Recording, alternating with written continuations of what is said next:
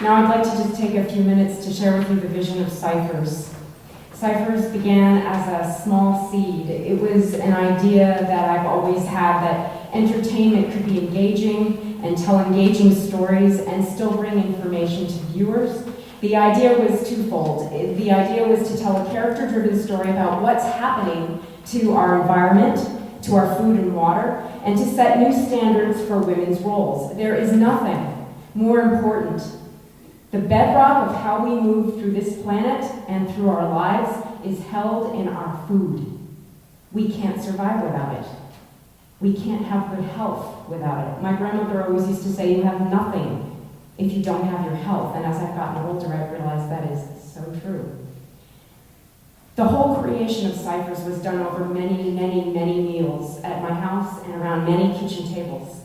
Food is very basic. It brings love and joy to people, and food has an amazing story to tell these days.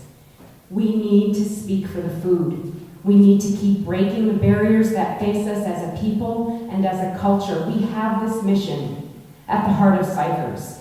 When I was a young actor in New York, I would walk through the streets of the city, and I used to think to myself, if I was ever lucky enough to make a lot of money in this business, there were two things that I would like to do. I wanted to buy trash cans for every corner on the street. And the other thing I wanted to do was to plant trees. I could see how the trees and the grass would push up through the concrete in the sidewalks. And I used to think to myself, how cool would it be if we could plant trees all over the city? What if half of them were fruit trees? How cool would it be that you could reach up in the middle of a city filled with concrete and steel and touch an apple or eat a peach? This is the idea behind Cyphers. It's the heart of my story. It's the feminine principle is to be nurturing, and that's part of the story. The other part is that nature should not be toyed with. It is powerful, and it's perfect. And GMOs are dangerous. We need to tell these stories. We need to tell stories with a feminine point of view, stories that have women in the leadership position so that we set role models for girls and boys. Did you know that only 29% of the roles that come out of Hollywood are written for women? We can change that. We are so lucky to have the availability of the internet and to be able to share our stories and the technology and the talent right here. We don't need Hollywood to do it. We have Tamaliwood right here. I just want to tell you a little bit about the power of social media.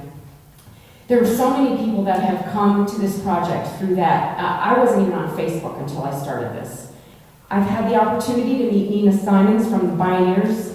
Nina is devoted to developing leadership in women, and she has lent her support to this project. If you don't know about Bioneers, the work that they do in the environment is amazing. You should look them up. I met a guy named Al Garcia, who is a coach, a business coach. He's a well-known business coach, and he offered his amazing professional service to us because he believes in this project. Also, at the end of the series, there was a rock band. That band I found on Facebook. It's a band of young girls. They're 13, 15, and 16 years old.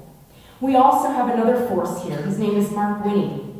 Mark is also a friend of our project. Mark's latest book about food, his two books actually, are in the lobby. He has offered his gracious knowledge and wealth of information about food to our panel, which will be happening in just a few minutes. So if you have a question about GMOs or urban farming or the importance of farms, Mark is who you want to ask that question to. But you see how we start to weave a web of global community.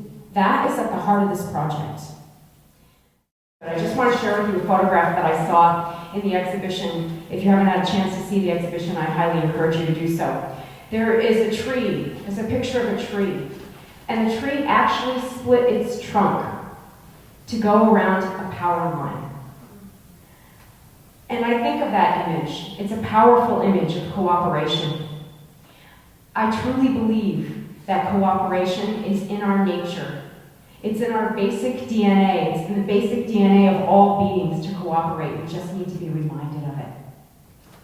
That image said everything you need to know about cooperation. I read this at the museum during the show, and I thought I'd share it. Art is about examining what it means to be human. It is about life and seeking to comprehend our place in the universe. By itself, art cannot save anyone, but it can strengthen our resolve to agree to life. We are that art, and you are its voice. Thank you so much for coming this evening.